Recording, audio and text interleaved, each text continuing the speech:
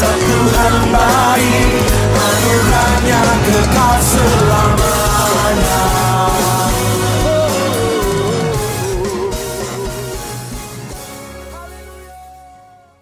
Shalom dan selamat pagi kepada yang mengikuti ibadah saat teduh pada pagi ini. Sebelum kita mulakan, mari kita bersatu di dalam doa. Mari kita berdoa. Bapa kami di syurga, kami mengucap syukur kepada Engkau atas nafas yang baru dan hari yang baru. Dan sebentar lagi kami akan mendengar firman-Mu yang akan disampaikan oleh hamba-Mu. Persiapkanlah hati dan fikiran kami untuk mendengar firman-Mu, agar firman-Mu tetap tinggal dalam diri kami dan menjadi pelita dalam kehidupan kami. Hanya di dalam nama-Mu, Tuhan Yesus Kristus kami berdoa. Amin. Seterusnya kita masuk ke ruang pujian dan penyembahan. Mari kita sama-sama mengangkat lagu Mujizat Itu Nyata. Tak terbatas kuasa-Mu Tuhan, semua dapat Kau lakukan. Apa yang kelihatan mustahil bagiku, itu sangat mungkin bagimu. Tak terbatas, tak terbatas kuasa-Mu Tuhan, semua dapat Kau lakukan.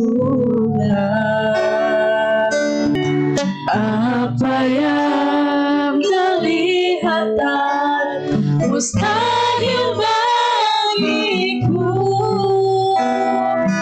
itu sangat mungkin bagimu.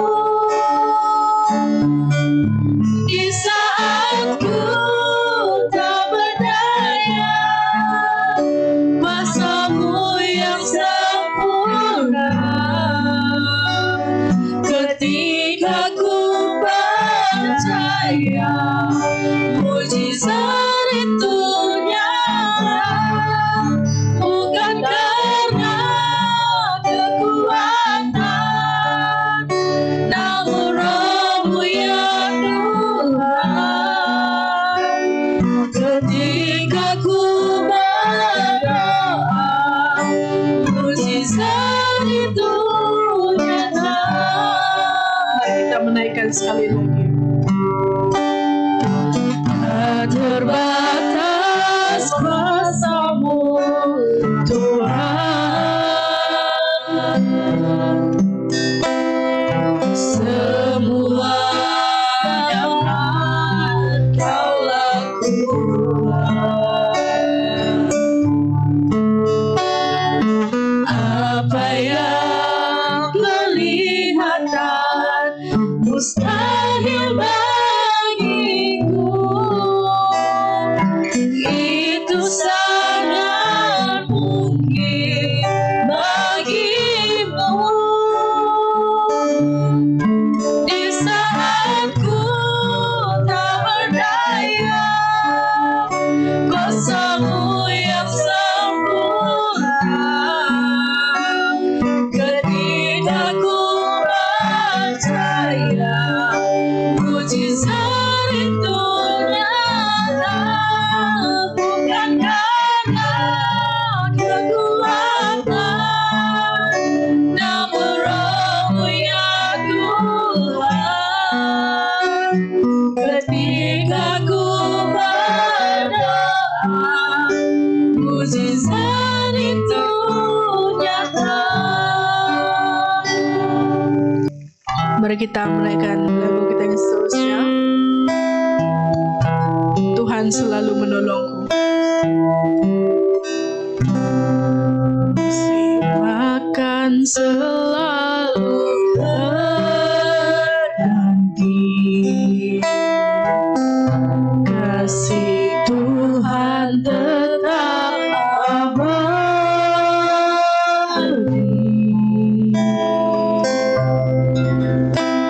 tak akan berubah sampai selamanya.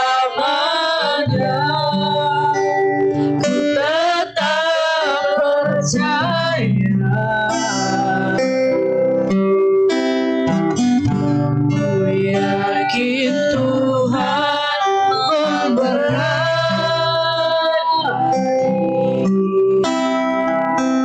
ku yakin Tuhan melindungi.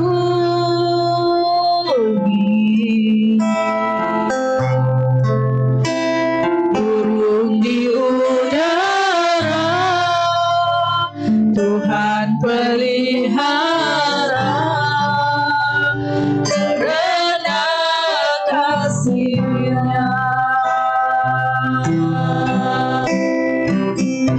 Tuhan selalu menolongku, selalu menjagaku,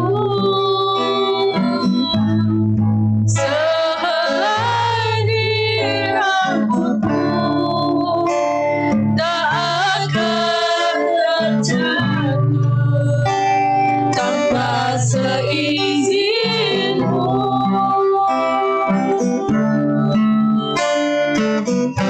Tuhan selalu menolongku,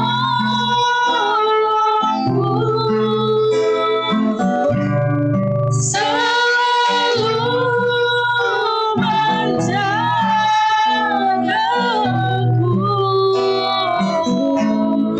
Dia mengenyangkanku dan peliharaku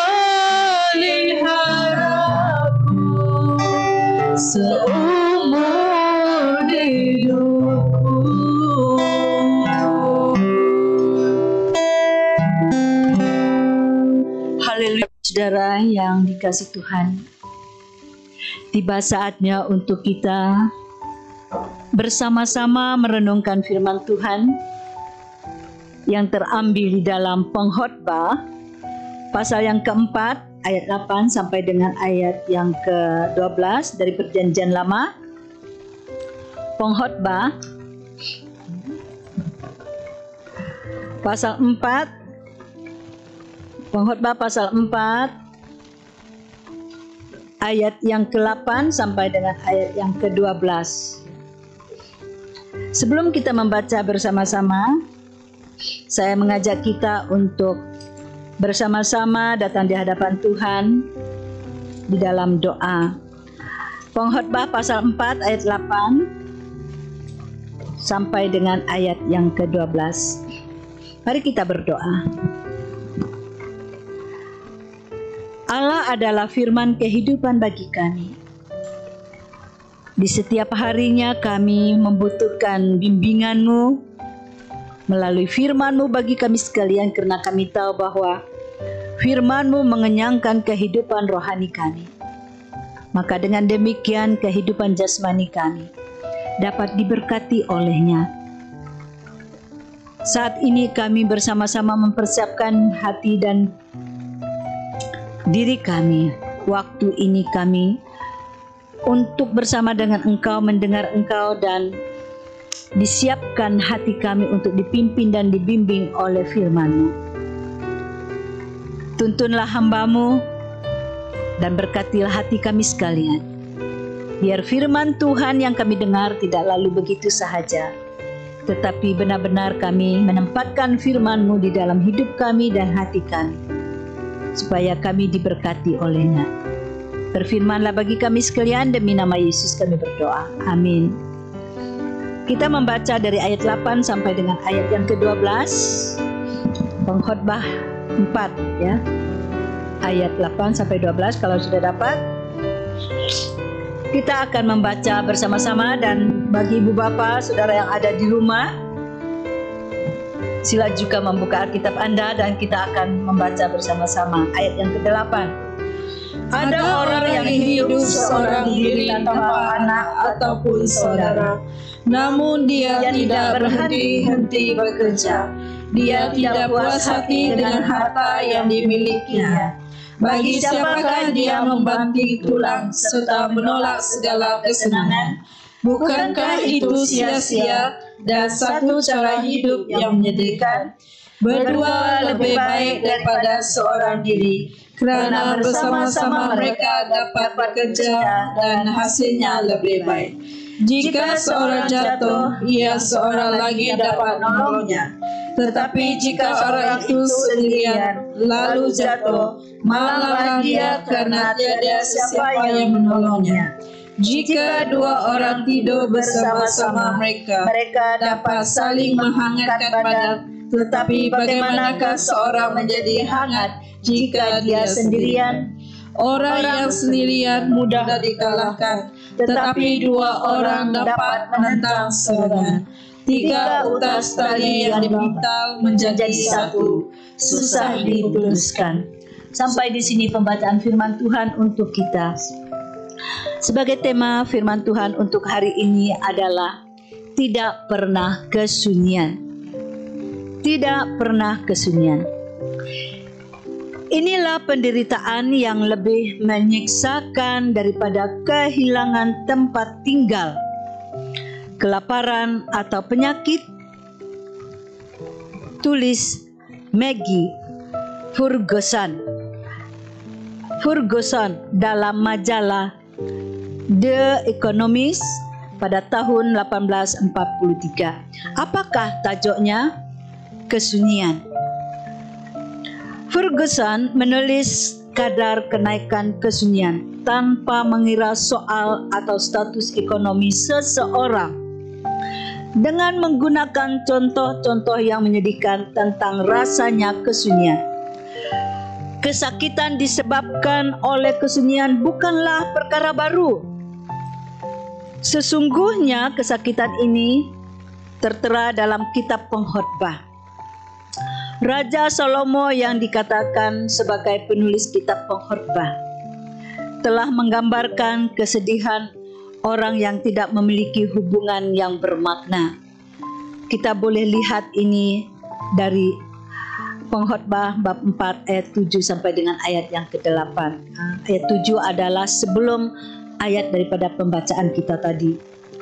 Penulis menyesali ya, bahwa seseorang yang memiliki kekayaan mungkin menjalani kehidupan yang tidak bermakna karena tiada orang menikmati bersama dengan dia.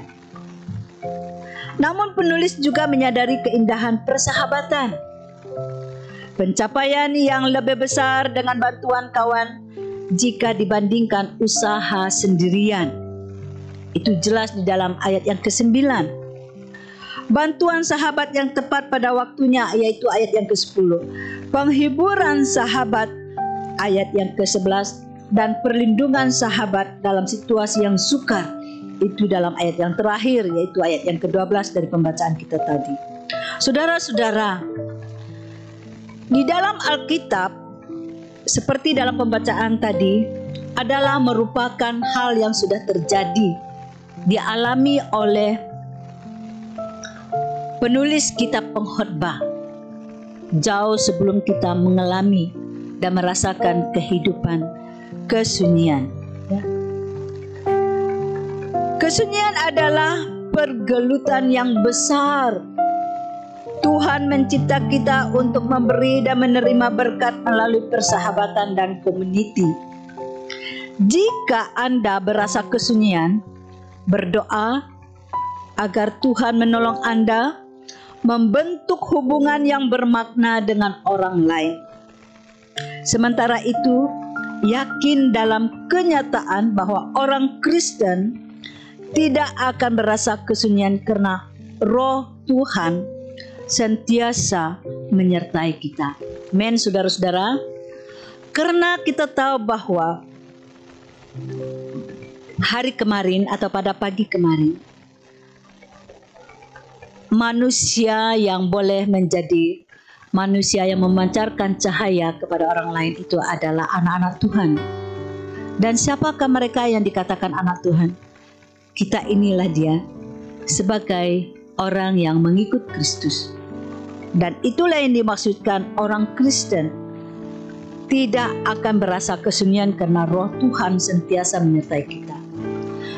Apa alasan bagi kita sebagai orang Kristen, sebagai anak-anak Allah yang pembawa terang, untuk mengatakan bahwa kita ini adalah boleh merasakan kehidupan yang sunyi atau kesunyian dalam kehidupan kita? Sepatutnya kita tidak merasakan keadaan yang demikian dalam kehidupan kita, karena kita tahu bahwa Roh Kudus Tuhan sentiasa menyertai kita. Dalam perenungan pada pagi kemarin mengatakan Roh Kudus Tuhan berdiam di dalam diri kita, ya. Bermakna Dia senantiasa menyertai kita. Jadi tidak ada alasan bagi kita hidup dalam kesunyian. Tidak ada alasan bagi kita mengatakan bahwa kita kesorangan. Orang yang demikian, saudara-saudara, yang belum siap untuk membuka hatinya tempat Roh Kudus berdiam diri. Dan jika kita telah menyadari siapa diri kita sebagai anak Allah, sebagai tempat Roh Kudus yang berdiam di dalam diri kita, maka kata kesunyian ini tidak pernah terlintas di dalam kehidupan kita. Ingat bahwa kita ini adalah milik Tuhan. Bukan berarti kita tidak pernah mengalami adanya penderitaan, tidak pernah mengalami adanya siksaan dan kehilangan tempat tinggal, kelaparan, dan tidak pernah sakit dan lain-lain sebagainya. Semua ini kita alami, dan semua ini boleh saya katakan kita pernah alami, dan akan mungkin kita melaluinya. Tetapi apabila kita menyadari bahwa Roh Allah itu berdiam di dalam diri kita, Dia akan bekerja bagi kita. Dan apabila kita menyadari bahwa Roh Allah itu berada di dalam diri kita, bermakna Dia menyertai kita. Itu berarti kita ada kekuatan di dalam kita mengalami berbagai macam rasa kesunyian, yaitu penderitaan, merasa tersiksa, merasa kehilangan tempat tinggal, dan kelaparan, penyakit, dan lain-lain sebagainya. Ya, saudara-saudara, kita tahu bahwa apa yang dikatakan oleh firman tadi, kesakitan disebabkan rasa kesunyian bukanlah perkara yang baru. Sudah tercatat di dalam Alkitab, dan kita sebagai anak-anak terang, sebagai anak-anak Tuhan, ini sangat segar di dalam ingatan kita bahwa kita ada kekuatan, kita ada penghiburan apabila kita ingat bahwa Roh Kudus ada diam di dalam hidup kita. Untuk lebih mengerti atau memahami perenungan firman Tuhan bagi kita pada pagi hari ini, pasti di dalam hati kita bertanya, bagaimanakah saya boleh menjangkau seseorang yang kesunyian? Dan yang kedua, pertanyaan yang kedua, bagaimanakah saya mengalami berkat daripada hadirat Roh Tuhan ketika saya berasa kesunyian? Saya percaya apabila kita mendengar firman Tuhan ini dengan seksama, dengan menghayati dengan benar, saya percaya dua pertanyaan tadi pasti terlintas di dalam pemikiran Anda. Ya. Bagaimana saya boleh menjangkau seseorang yang kesunyian? Bagaimanakah saya mengalami berkat daripada hadirat Roh Tuhan ketika saya berasa kesunyian? Ingat, semasa kita membuka hati kita dan membiarkan Roh Tuhan bekerja dan menyertai kita, kita akan ada jawabannya untuk menjawab pertanyaan tadi, untuk kehidupan kita dan untuk kehidupan orang lain.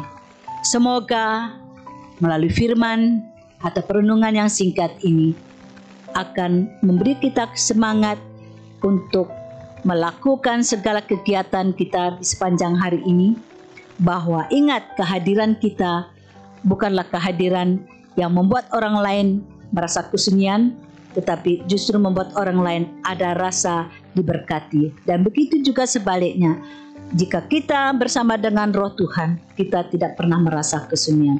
Tuhan memberkati. Mari kita berdoa. Bapa yang di surga, apabila kami berasa kesunyian, berilah kami kekuatan untuk menjangkau orang lain dengan menjadikan mereka dengan menjadi sahabat mereka.